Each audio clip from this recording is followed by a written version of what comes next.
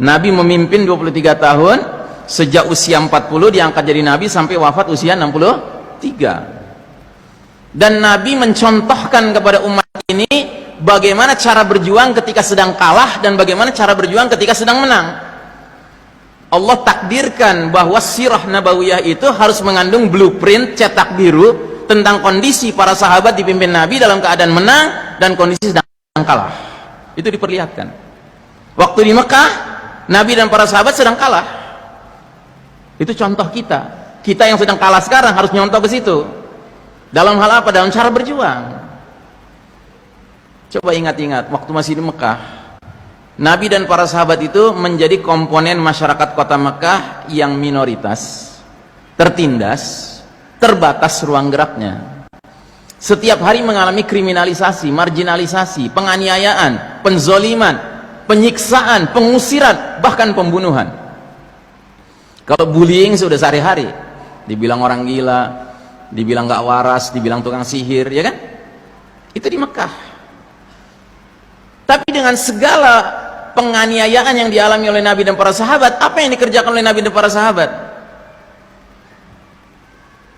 Mereka tidak mengerjakan apapun kecuali dua hal: ibadatullahi wahdah, menghamba kepada Allah semata, dan dakwah ilallah, mengajak manusia ke jalan Allah. Itu saja kerjanya. Gitu. Sehingga para pemuka Quraisy, musyrikin, itu bingung melihat Nabi dan para sahabat. Udah dianiaya, udah dizolimi, nggak berhenti-berhentinya berdakwah.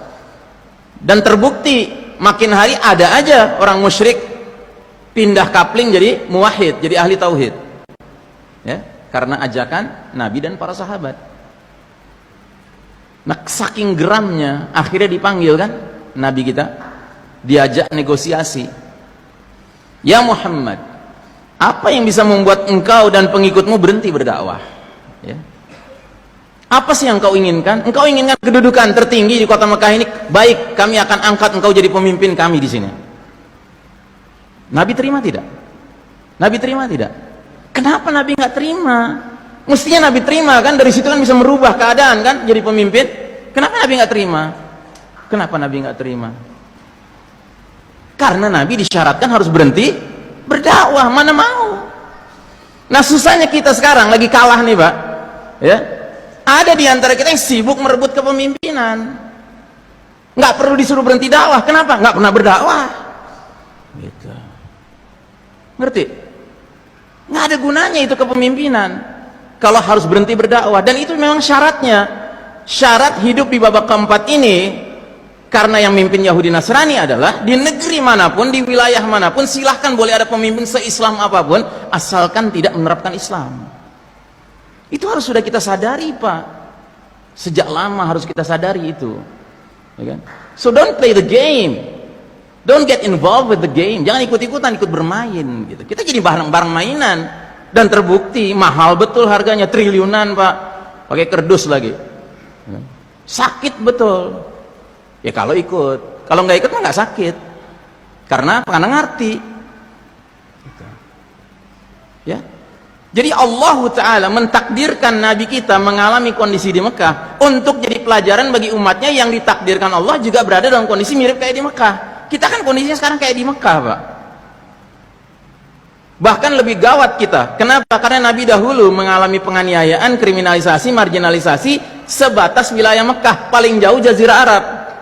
Sedangkan kita umat Islam sekarang dianiaya, skalanya skala apa, Pak? Skala apa? I can't hear you. Saya nggak bisa dengar. Skala dunia, Pak. Ini skala dunia, Pak, kita penganiayaan sekarang. Ya. Belum kita selesai dengar yang di Palestina, tiba-tiba muncul yang di Syam, yang di Suriah. Ya kan? Belum selesai yang di Suriah, muncul di Myanmar. Ya kan? Belum selesai di Myanmar, muncul di Xinjiang. Belum selesai Xinjiang, muncul di Kashmir. Bahkan muncul di Indonesia. Ya kan? Indonesia negeri penduduk terbesar sedunia. Ya kan? Bisa-bisanya di negeri ini hampir tiap hari kita dengar Quran dilecehkan, Nabi dilecehkan, Islam dilecehkan. Ya. Kenapa itu? We are living in the darkest chapter of the Islamic history. Istayqidh ya ummati. Wake up my dear brothers and sisters. Kita sedang hidup di babak paling kelam dalam sejarah umat Islam. Kalau sudah tahu kita di babak paling kelam, ya hendaknya kita ambil banyak pelajaran dari masa di Mekah. Di mana para sahabat nggak ada kompromi, nggak ada cerita mereka kompromi, ya kan? Tapi mereka nggak berhenti mengerjakan tugas pokoknya. Apa itu? Ibadah satu, dakwah dua.